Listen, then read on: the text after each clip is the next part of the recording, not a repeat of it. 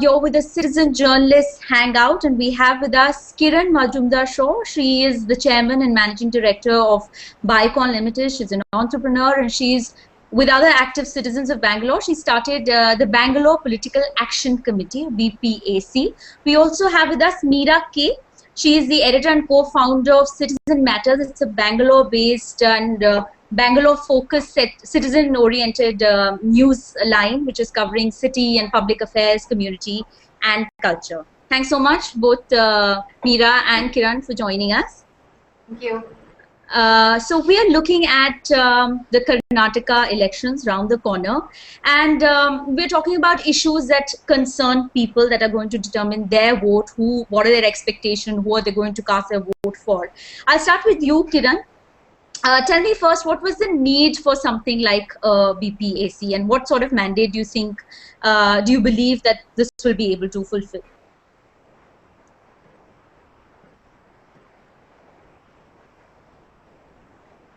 Kiran, can you hear me? Oh, I think she's... Kiran, can you hear me? Okay, I think we have some technical problem at Kiran's ends. We'll go to Meera. And Meera, my question to you is that the kind of platform that you have, Citizen Matters, you must be getting a wide spectrum of citizen voices. How many do you think, and what percentage of these issues that the citizens are putting on Citizen Matters, how many of these issues do you think gets reflected on the politics of the state? The last couple of years, for example, you have had civic issues in the forefront in the city. You know, people have been talking about water, people have been complaining about garbage. The civic issues which need to be tackled at a local level by the local corporation have actually kind of scaled up that it's being discussed at a national level. So given that it is the MLAs, you know, the assembly election has a larger scope to play in resolving these issues, because these are not just, you know, fixes at the, you know, for a temporary problem. It's actually things that need to be tackled both from a policy level, from an implementation level, you know, ensuring where do you get all the resources and money and really tackle these on a war footing. So it's kind of something that has just been allowed to escalate over the last few years, and people are, you know, constantly, there's a lot more awareness, and the pain point is much more visible on the streets when you go down ground. Right, right. Like you're saying, the heart of the matter is that there's this difference between a national election and a state election. But do you think any of the political parties' manifestos or any of the political debates, do you think these issues are actually brought up, these simple issues like bijli, pani, garbage, for example?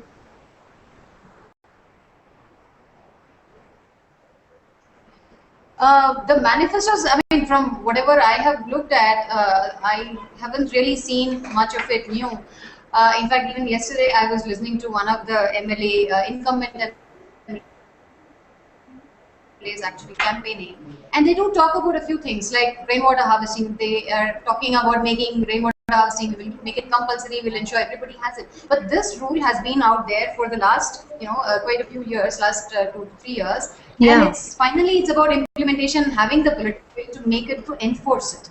So I think, you know, few things are there in the policy that the courts had to step in and say you need to segregate garbage. But finally, what happens on the ground is something that needs political will.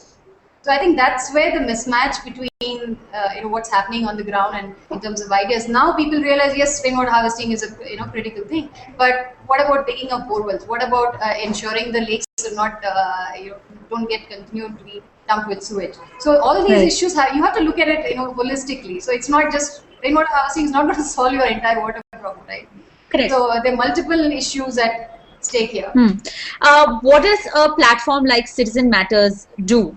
I mean, do you think that this gives a voice to the people?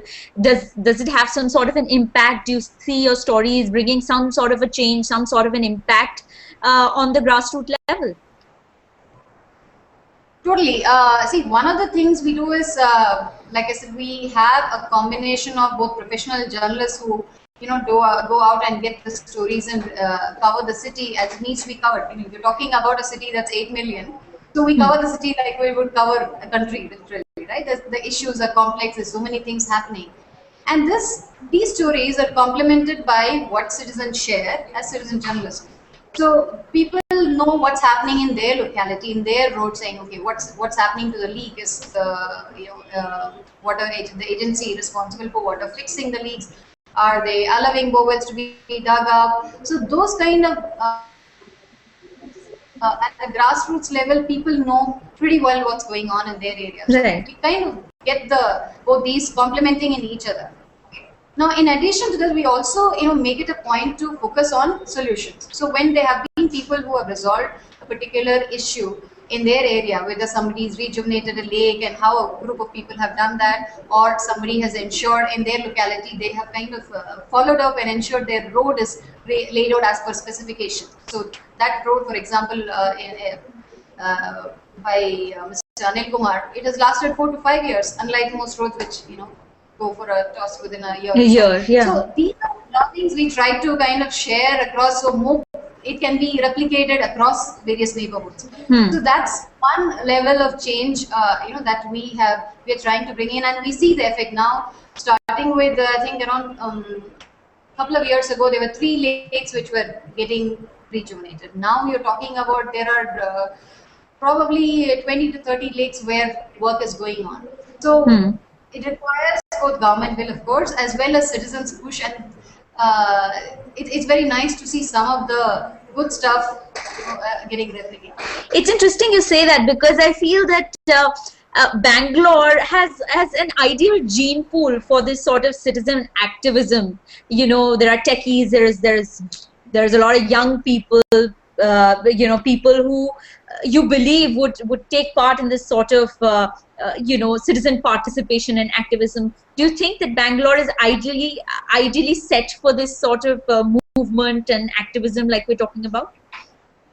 I agree. Yes, that is definitely the case, because one is the population, right? One, it's a little younger than many other cities, and it's well networked. People are connected, whether it's social media or otherwise. There's a lot more connections now across the city, and the third thing is the willingness as well as the impatience that they have to get things done. Nobody is waiting for the government to do it, or actually going and asking. If you look at many of maybe around a decade ago, the way citizen groups used to function was to go and ask the government, saying, this needs to be fixed, can you please look into it? And they would go petition their MLA, or they would go talk to the corporator. Now it's a little different. You have campaigns and getting things and saying, okay, let's go and clean up this place, or let's go and fix this problem. So that kind of do it yourself and a attitude is kind of that attitude, I think, has helped make a little difference now. It feels a lot more vibrant and active, even though things are pretty messy. But to see this action happening is motivating a lot more people to kind of join the band. Is this enthusiasm also reflecting in the number of people going out to vote? Because often citizen activism in an electoral space was confined to at least getting people to go out and vote, and issues like which candidate, what are your issues, they all become secondary. The first and foremost thing was just go out and cast your vote. So do you think that this enthusiasm that you're talking about in the city of Bangalore, at least this eliminates this factor of people at least going to go out and vote? I hope so. Yeah. So far, if you look at it, the last election was 2009-10 and all. So the numbers have not really reflected this hope that it will actually make a difference. People still have this, who do I vote for? Who are there? All the candidates are the same. So that attitude is there and still there to an extent, but you can see a lot more initiatives by various groups trying to prove that it actually will make a difference this time, because there's more awareness, and there are also some small bunch of newfangled politicians, people from professional backgrounds and all that. So some of it has given some hope, and it is possible that this time it may just turn around and there may be a better percentage. And it's also that a lot more groups are trying to disseminate information on, candidate information. For example, BPSC is also BPSC. looking to Yeah. raise awareness. We're also sharing a lot of information about who are the incumbent MLAs, who are the candidates, what's their background. So all this, I believe, will kind of improve. Yeah. In fact, I was going to ask you this, that organizations like Association for Democratic Reforms, they have brought out dossiers where they are talking about the background of candidates, their criminal records, and some of them don't even have PAN cards. Do you think such information and the wide accessibility of information like these to the voters, is that important? Do you think that it's important for the voters to know who they are voting for? Yeah, the Association for Democratic Reforms has done a lot of work in the last decade. That's absolutely fabulous information to actually go through the affidavit one by one to understand what is the assets of each candidate and their criminal records, like you said. And it definitely helps. But there is a little more to be done beyond that, because when you look at the mainstream parties and you compare the candidates, a lot of citizens say, there's not too much of difference. So, both candidates, let's say from 2, 3 Are equally bad. Yeah. So there is that sense, because they're seasoned politicians, they've been, contesting in this constituency or the other, and they've been, you can look at their assets, they're comparable, everything is in crores. You can see the growth of assets over the last few elections. So that is one part. So it helps, but that may not be enough. The other part is the kind of candidates who are coming up. There is probably about one or two dozen newer kind of candidates who are not traditionally from political backgrounds, professionals who are jumping in. How well they do is a matter of chance and how people perceive them. But the fact that a bunch of people are actually looking at politics to make a difference and not in it for the game is likely to change perception slowly. Right. Meera, we put this up on our Twitter page, and there were people who are writing in. There's Jitin Jain, who sends in an interesting question actually. He says, isn't compulsory voting a better solution than right to reject? And taking this from, the kind of candidates that we're talking about, that do you think that that's the way to go, that just making voting compulsory rather than going and rejecting your candidate? Does that make sense to you? Compulsory voting, in my opinion, it may be an interesting experiment to try out. However, I don't know how much it will impact the quality of candidates. The 49 no, the right to reject may have a better impact, is my guess. Because if you do it a couple of times and say that we're not happy, citizens in this constituency are not happy with the kind of candidates the parties have put up, so maybe once, twice, thrice, and then people will realize, the parties will realize what is the expectation. So that's a better way to set expectation. More elaborate, more expensive, and not so easy to implement. But it's definitely worth trying that out. Meera, what do you think the polling percentage of Bangalore city, or let's say urban Karnataka, is? How many people are actually going to go out and vote? It's a little difficult to guess. But what's the kind of feel that you're getting? Because I know that you're interacting a lot, at least through Citizen Matters. You get the pulse of the people. So do you think that people have actually, they have hopes that there will be a better government, with better governance that will take care of their civic and political issues? Do you think people are optimistic about that and at least going to go out and vote? I believe the turnout will be better than earlier, definitely. But, and I definitely hope it would cross 70-75%. But it remains. You're optimistic. Yeah. Certain areas where there's a lot more, where the residents groups are active, and where there's actually people have kind of interacted much more closely in trying to get things done, right? So there's a lot more hope and belief in the system there. Right. Um, I know we've touched upon it a little bit, but I wanted to ask you that, need for organizations like BPAC. Do you think that it's required, this sort of citizen activism is required for people to come together? And what do you think that, what's the aim that it will set out to fulfill this election? I think I see Kiran And there. it's fantastic that we have Kiran right here. Right. Kiran, we were talking about BPAC with Meera right now, and I want to know what's the need that you felt to create an organization like BPAC, and what is the aim, what sort of mandate do you believe that it will be able to fulfill this election? BPAC was set up by a group of very concerned citizens that sort of basically saw that there was a very urgent need to see better citizens' engagement with the political process, with the political system. Because I think it is the citizen apathy and citizen disengagement with the political process and political system that has basically led to creating a political class and a political system that is so distant and disengaged with what Hmm. society needs and what citizens need. So we felt that it starts with the fact that most urban educated middle class don't even exercise their franchise. And that's Right. how disengaged they are with the political process.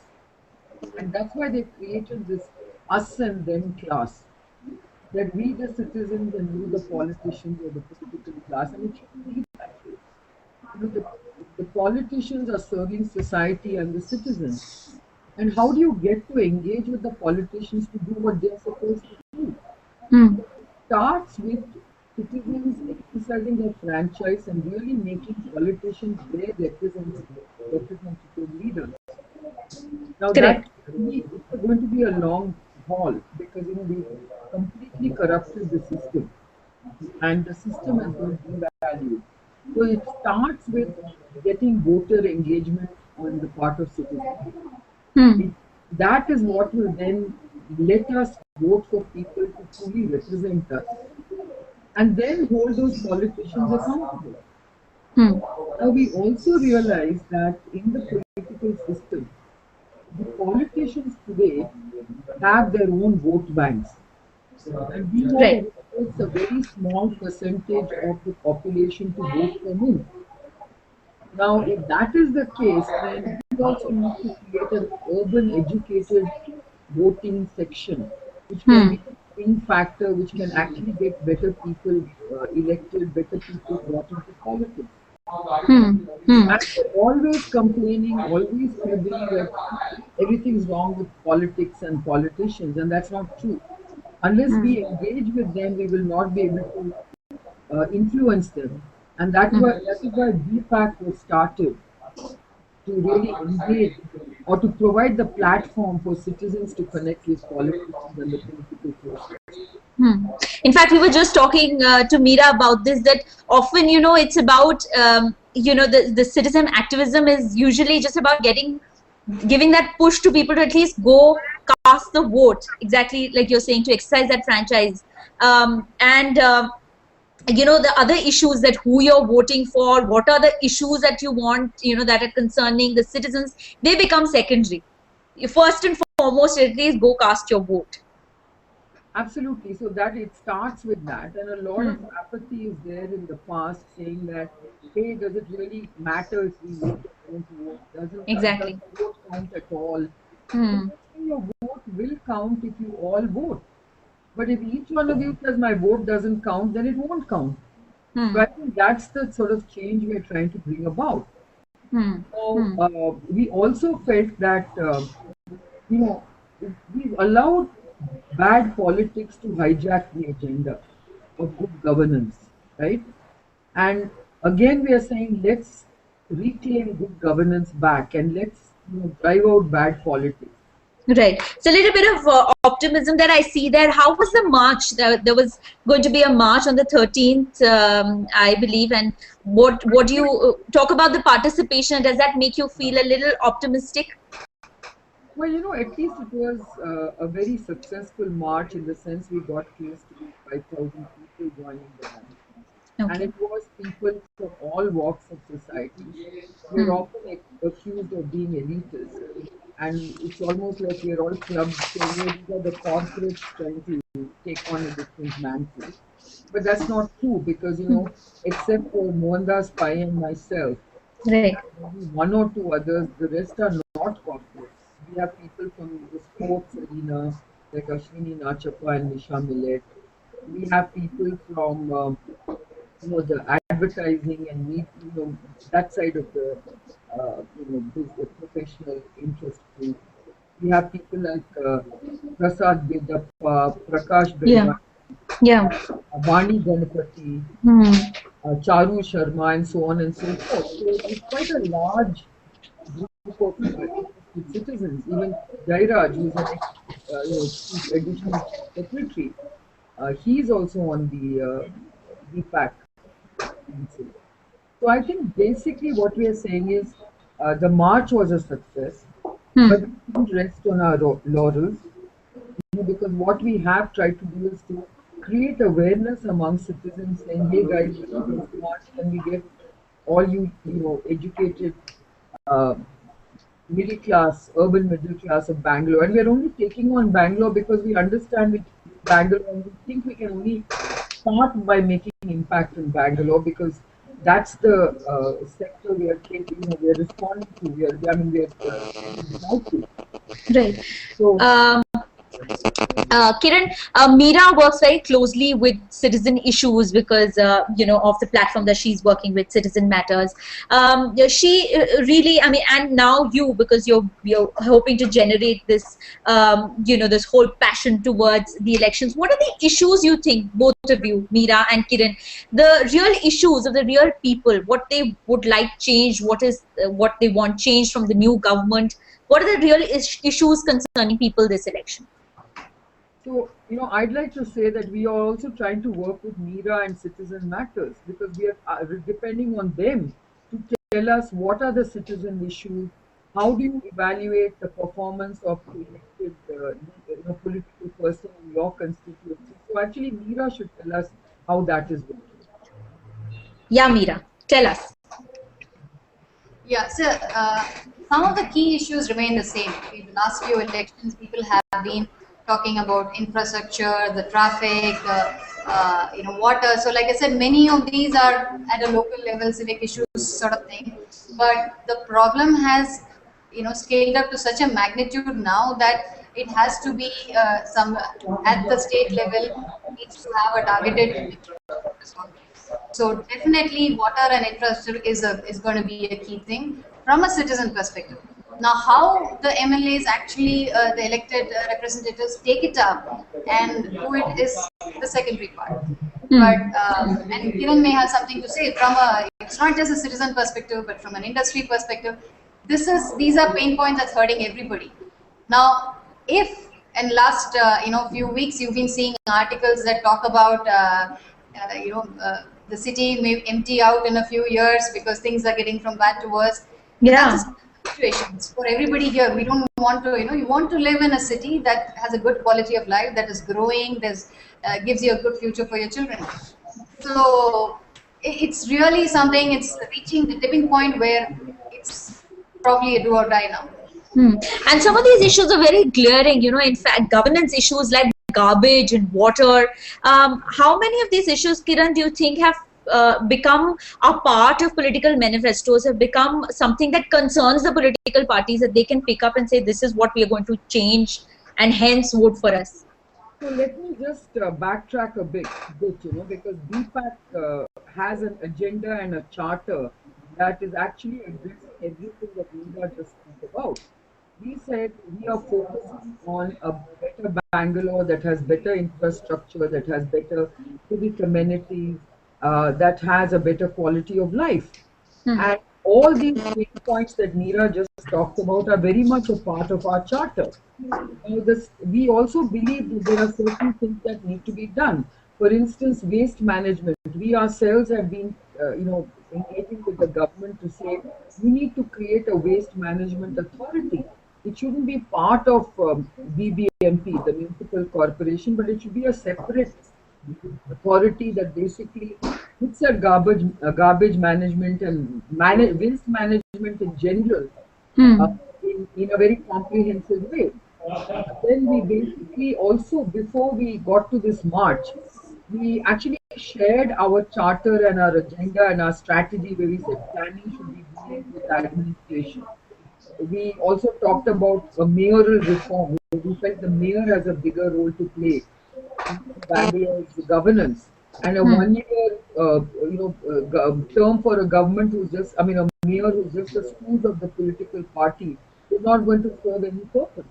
Why don't you bring more, empower the mayor and give him executive responsibility that allows he or she to do a lot more? These were some of the things that we discussed with all the political parties, and I'm very encouraged that the JDS actually that announced its manifesto very recently, Hmm. where we had basically told the political parties that Bangalore is extremely important for Karnataka's future, and if you Hmm. kill Bangalore, you're basically, killing Karnataka. Yeah, So I saw your tweet appreciating JDS manifesto. yeah, so you should start reinvesting in Bangalore. So some of Hmm. our proposals to them was, can you make sure that the property tax and the registration of property, the taxes for registration fees for the properties in Bangalore should be reinvested in Bangalore. Hmm. 50% of professional taxes paid in Bangalore can be again used for Bangalore's development, so on and so forth. So I was quite happy to see that at least the JDS manifesto did touch upon some of the things that we had actually discussed with them, like the waste management authority, Hmm. like water, which Meera just pointed out, saying can we get piped drinking water from other sources into Bangalore. Um, they also very refreshingly talked about English medium education in the rest of Karnataka, in rural Karnataka. So I think they had a very good approach, Karnataka and Bangalore, which really reassured us. And we are hoping that the rest of the manifestos will also start focusing on Bangalore's needs. Hmm. This Hmm. is the kind of engagement we want. And then the last thing we are trying to do is to legitimize funding of politics. And this is another big issue because today you can buy votes, and it should absolutely be discouraged. It shouldn't be possible. How Hmm. do you do that? So you have to legitimize funding. Citizens should be able to fund, people standing for election. Corporates should be very transparently allowed to, you know, fund political parties and so on and so on. And everything should be transparent. Hmm. Today, everything is shrouded in mystery. And one more thing I'm really concerned about is this suspense that all political parties keep citizens in. Don't you think the Chief Election Commissioner should mandate that parties should declare their candidates at least 3 months in advance, so that we ourselves know who these candidates are and are they good candidates? Have they done something for us? What is their performance like? But no, they are going to announce these candidates 2 weeks before election. How Hmm. does it serve anybody? Nobody Exactly. knows, and it serves the political party's agenda very well. Purpose. Yeah. They want Yeah. to know who these people are because Hmm. these are people who have bought their tickets, right? Hmm. And I think basically these are people whose only interest is to make money. It is not Hmm. to serve the people. So Hmm. how do we bring in better politics? I think that is really the question we're trying to answer and say. Hmm. That's why BPAC says, can we fund? I mean, in the first, it's too short a time in which to evaluate anyone. So we're actually working with the Citizen Matters, and we're saying to them, please share with us your evaluation of all the candidates. And Hmm. among those, can we pick at least a handful of people who we think, based on these assessments and our best judgment, are people whom we should give a chance Should to. vote. Hmm. So we are trying to say to this urban educated middle class, perhaps these are the people who may bring about change. We can't guarantee anything because very often people are not what they project themselves to be. But this is an experimental phase, right? Yeah, and which is what we were also saying, that we need a platform where information can be given out. We Yeah, need to know who our candidates are, yeah. what is their criminal history, if any. No, So so the it's whole an purpose at important this time, information. I think the whole exercise this time is how do we create this information platform? How do we create transparency and public domain information for everybody to see and then vote? We are not saying vote for this one or that one because we are not taking, we are agnostic to parties, okay? We are looking at individuals and we are saying this individual seems to be good, may belong to any one of the parties. But I Yeah. think by getting good people into politics, at least it's a wishful dream that over time, at least the kind of politics that the politicians that we see during the time of our independence will come into the political arena and make a difference and serve the citizens better. So I think we've nicely outlined the agenda this time for the election, and it's great because Bangalore is coming up with with a lot of citizen activism and active citizens like Meera and Kiran over here who are garnering the positive energy with which we are going ahead for this Karnataka election. Remember, we're doing a Karnataka election special citizen journalist episode where we will be traveling to Bangalore. We will get more voices from the city. There'll be Kiran and Meera joining us in Bangalore. So do remember to watch that episode. Thanks so much, Kiran. And thanks a lot, Meera. And lots of best wishes from all the citizens in Karnataka and the Citizen Journalist Show. Thanks so much for joining us. Thank you. Thank you.